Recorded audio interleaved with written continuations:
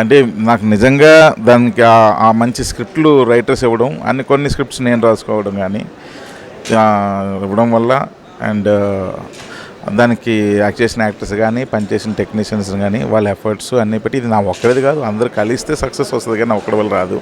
అందరూ బాగా పనిచేశారు, రైటర్లు బాగా రాశారు, నేను ఏదో బాగా తీశాను, యాక్టర్లు బాగా యాక్ట్ చేశారు, అవన్నీ వర్కౌట్ అయ్యాయి, అవన్నీ సక్సెస్లు వచ్చాయి.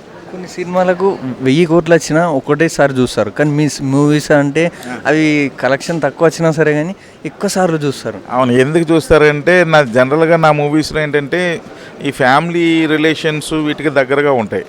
అంటే ఎక్కువ మనం జనరల్గా సొసైటీలో చూస్తున్నవి, మనం ఎవరైనా చెప్తే వింటున్నవి, ఇలాంటి ఇన్సిడెంట్స్తోనే నా సినిమాలు ఎక్కువ ఉంటాయి. అందువల్ల సినిమా చూస్తున్నంతసేపు మన ఇంట్లో ఏదో జరుగుతుందన్న ఫీలింగ్లో ఉంటాం మనం.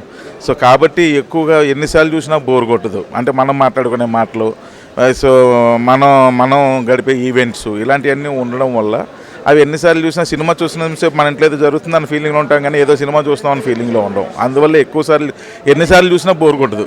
కొత్తగా ప్రొడ్యూసర్గా రావడం ఎలా అనిపిస్తుంది? అంటే ప్రొడ్యూసర్గా ఫస్ట్ టైము ఇదే, ఇప్పటివరకు ఫస్ట్ టైం చేశాను. సో కొంచెం ఫస్ట్లో భయపడ్డాను కానీ ఇప్పుడు బాగానే ఉంది, హ్యాపీగా ఉంది, పర్వాలేదు. సో ప్రొడ్యూసర్గా కూడా చేసినందుకు కూడా చాలా సంతోషంగా ఉన్నాను. దీనిలో కూడా సక్సెస్ రావాలని ఆ దేవుని కోరుకుంటున్నాను. అలాగే కొత్త యాక్టర్లను పరిచయం చేయడం ఎలా అనిపిస్తుంది సార్ మీకు? చాలా హ్యాపీగా ఉంది. ఎందుకంటే వాళ్ళని మనం పరిచయం చేసినప్పుడు వాళ్ళ కళ్ళల్లో కనిపించే ఆనందం చూస్తే చాలా సంతోషంగా అనిపిస్తుంటుంది. సో నాకు ఎందుకంటే వాళ్ళు కూడా పాపం ఎన్నో ఆశలతో వస్తారు ఇక్కడికి. సో అలాంటి వాళ్ళకి ఒక ప్లాట్ఫామ్ మనం ఇవ్వగలిగితే చాలు అనుకునేవాడిని.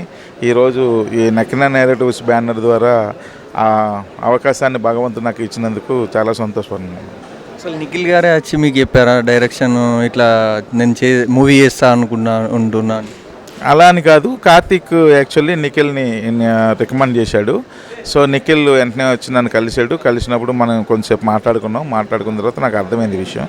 And at the same time తను కార్తికేయ సినిమాతో వర్క్ చేస్తున్నప్పుడు నేను చూశాను తను ఎలా చేశాడు, హార్డ్ వర్క్ అంతా కూడా, తన వర్కింగ్ స్టైల్ అన్నీ చూసి ఓకే డన్ కార్తీక్ అని చెప్పి నేను నిఖిల్ గారికి ఓకే చేశాను. మీరే ప్రొడ్యూసర్ చేస్తాను మీరే ఒప్పుకున్నారా, లేకపోతే నిఖిల్ గారే చెప్పారా మీకు ప్రొడ్యూసర్ చేయమని? లేదు, ఇది ఫస్ట్ నేను కార్తీక్ కలిపి మాట్లాడుకునేటప్పుడు కార్తీక్ అడిగాడు, అన్న ఒక్క సినిమా ఉందన్న ప్రొడ్యూసింగ్ చేసే అంటే కథ చెప్తే నాకు నచ్చి నేను ఓకే అన్నాను, చేస్తాను ప్రొడ్యూసింగ్ అని. అలాగే శేఖర్ కమల్ గారు కొత్త బంగారు లోకం, హ్యాపీ డేస్ కానీ, లైఫ్ ఇస్ బ్యూటిఫుల్ లాగా అలాగే ఉంటుంది ఈ మూవీ కూడా? నో ఇట్స్ నాట్ లైక్ అలాంటి జోనర్ కాదు, ఇది ఒక డార్క్ కామెడీ ఫిల్మ్ ఇది. అలాగే యాక్టర్లకు మీరు ఇలా డైరెక్టర్ కానీ నటీనటులకు కానీ ఏమన్నా సలహాలు ఇచ్చారా, ఇలా చేయండి అలా చేయండి? నో నేను ఎప్పుడు ఎవరికి ఏ సలహాలు ఇవ్వను. నాకు ఎందుకంటే మా రవితేజ గారు చెప్పినట్టు ఎవరికి సలహాలు అయ్యి మనం ఎప్పుడు ఇవ్వకూడదు, అందరికీ అన్నీ తెలుసు, మనం ఎందుకు కొత్తగా సలహాలు ఇచ్చేది అని అంటుంటారు. సో కాబట్టి నేను కూడా ఎప్పుడు సలహాలు ఇవ్వను.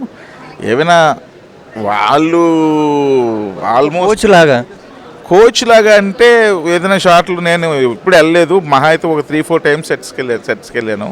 అప్పుడు చూసినప్పుడు నాకు అనిపించింది చెప్పాను అంతే. నెక్స్ట్ ప్రాజెక్టులు ఏం చేస్తున్నారు సార్ మీరు? నెక్స్ట్ నా డైరెక్షన్ది చేసుకోవాలిగా, ముందు దాని మీదే ఉన్నాను ఎక్కువ వర్క్. ఇది అయిపోయింది దీని పని.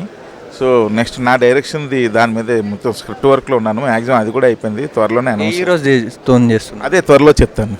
Thank you. ఇవి ట్రైలర్ కానీ ఇది చూస్తే ఇప్పుడే డబ్బులు వచ్చేసినాయి, ఇది సక్సెస్ మీరు చాలా హ్యాపీ. ఇప్పుడే వస్తే నిజంగానే అందరూ అదే అంటున్నారు. నిజంగా అది జరగాలి డెఫినెట్గా మంచి జరగాలి. మంచి టీం, మంచి బాలీవుడ్ మూవీలా అలా అనిపిస్తుంది. Thank you very much.